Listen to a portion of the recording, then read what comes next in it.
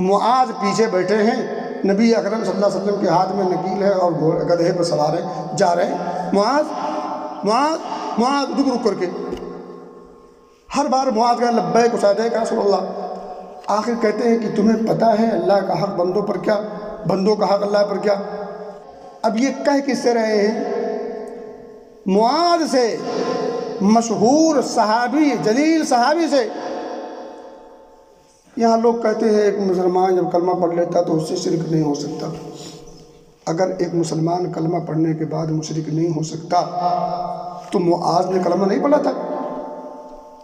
جو پیچھے بیٹھے تھے وہ کلمہ کو نہیں تھے، وہ توحید پرست نہیں تھے، توحید کے رضیہ نہیں تھے، توحید کے گنگان کرنے والے نہیں تھے، کیا شرک سے بیزار نہیں تھے، کفار کے مقابلے لڑائی نہیں کی تھی، جہاد میں نہیں گئے تھے؟ کتنے ثبوت چاہیے ان کے توحید کے؟